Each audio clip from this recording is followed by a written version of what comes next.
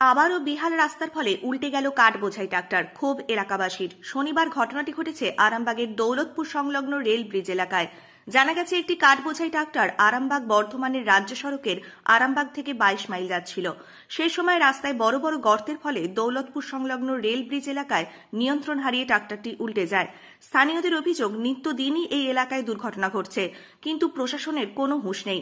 অবিলম্বে এই রাস্তাটি মেরামতের দাবি জানিয়েছেন।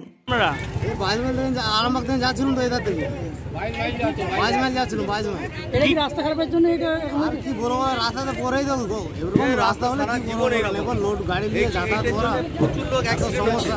এই সেদিনও এই গাড়ি এই জায়গাটা প্রচুর লোক অ্যাক্সিডেন্ট হচ্ছে এই সবের জন্য।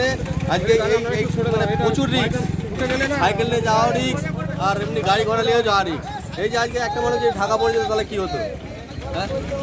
কি চাইছেন আপনারা প্রশাসনের কাছে? কি চাইছেন? এই জায়গাটা বাগিয়ে দিই, জায়গাটা বাগিয়ে দিই, রাস্তাটা বাগিয়ে দিই। এই জায়গাটা কোথায়?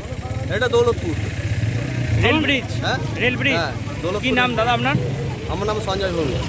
আমরা হচ্ছে রেল ব্রিজের হচ্ছে তলা। রাস্তাটা দীর্ঘদিন পেরাই হচ্ছে খারাপ হয়ে যায়, বাগায় খারাপ হয়ে যায়, আর যে গাড়ি অ্যাক্সিডেন্ট হয় পেরায়। আমার নাম হচ্ছে দীনবন্ধু পাত্র, দৌলতপুর। ঠিক হবে না? ঠিক হবে কি? যারা করলে, যারা এইগুলো আটকে রেখেছে তারাই করবে। যারা এইগুলো করেছে তারাই করবে, তারা ছাড়া কে করবে? তারাই তো ক্ষতিটা চাইছে।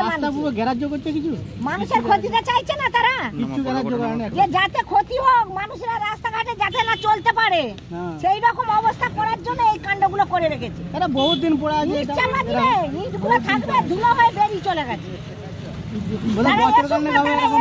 সব বলবো, আমরা কি বলতে পারবো? যত বলা হচ্ছে বলছে আমরা এখন করতে পারিনি, টাকা পয়সা নাই। আরে টাকা পয়সা কি রাস্তাটা করছি মানে ট্রেন রাস্তাটা এরকম বলি ওরা তো রাস্তাটা বাদ দিয়ে চলে যাচ্ছে। ওদিকে যান, ওদিকে যান। হ্যাঁ, অবস্থা ভালো হবে না? হ্যাঁ, তাহলে এইরকম দুর্ঘটনা হতেই থাকবে, পুলিশ এসে আগুলে, তাছাড়া আর কি আছে এখানে? এইরকম চলবে। আজ হচ্ছে, আজ ধান হচ্ছে, কালকে মানুষ হবে। মানুষের দায়িত্ব দিতে পারবে সরকার? দিতে পারবেন। তাদের মায়ের কোল সুস্থ হয়ে যাবে, সেইটাই চাই, সেইটাই হচ্ছে কথা। হ্যাঁ, বেশি যা আসা। আরে জনগণ কত যাচ্ছে এসে বলো তো?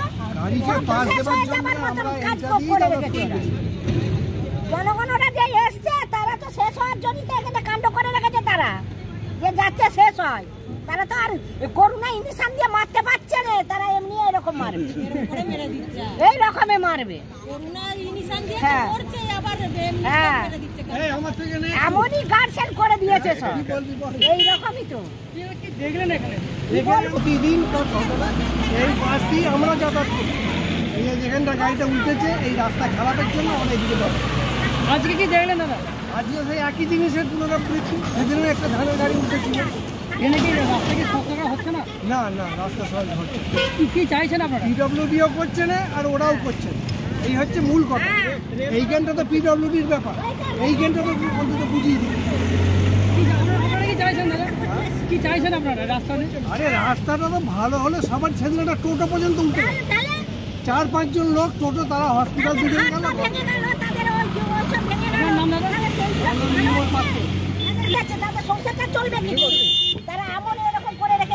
বলছি দিদি, রাস্তাটা কি হবে না? কি মনে করছেন? হ্যাঁ, করালেই হবে, নালে হবে না। যারা এই কাণ্ডগুলো করে রেখেছে, রেল ভাড়া যদি চাই তাহলে হ্যাঁ হবে।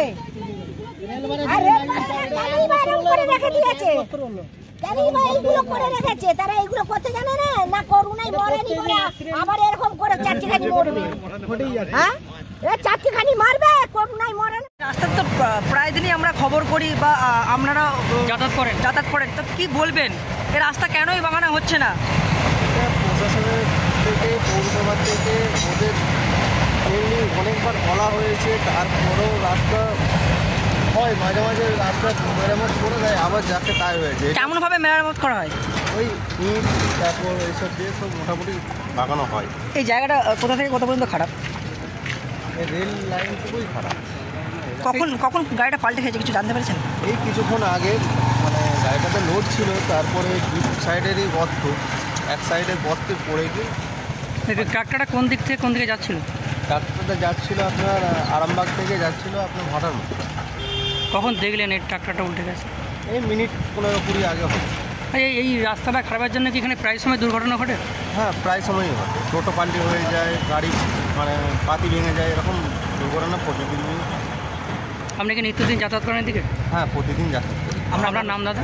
আমার নাম হচ্ছে বাপি দাস, বাড়ি? দৌলতপুরে বাড়ি। নিউ নূর সোফা সেন্টার, এখানে সমস্ত রকম সোফা পাইকারি ও রিটেলে বিক্রয় করা হয়। সমস্ত সোফা নিজস্ব কারখানায় তৈরি করা হয়। প্রোপাইটার হানিফ হোসেন খাঁ ও রুহুল হোসেন খাঁ, বড়ডোঙ্গল হাটতলা সিনেমা হলের সন্নিকটে, হুগলি। যোগাযোগ 7797170093 এবং 9382003105।